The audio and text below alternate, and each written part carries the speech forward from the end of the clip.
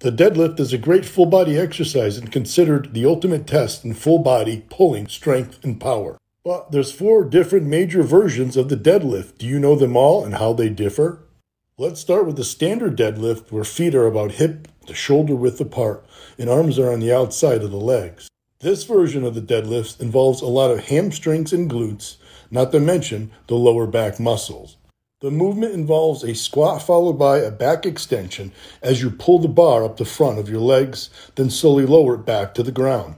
Number 2 is the sumo deadlift, where the feet are wider than shoulder width and the arms are on the inside of the legs. This version allows the torso to be more upright and therefore involves less lower back, glutes, and hams than the standard deadlift. The movement involves more squat and less back extension than the standard deadlift.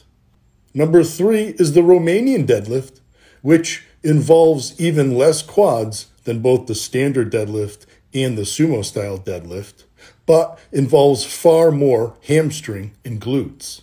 The movement involves no squat as you keep the knees slightly bent and stationary and solely extend at the hips. Last is the stiff-legged deadlift, which involves even more lower back than all 3 other versions of the deadlift.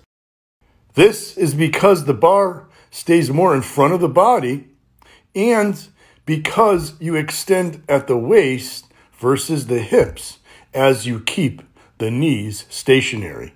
This photo shows the start position of the 4 different deadlifts. From the back position, you can see how the biomechanics and muscle use differ for each different version of the deadlift. While you can use different forms of the deadlift to focus on different areas or avoid irritating different areas, your best bet is to use all 4 for variety.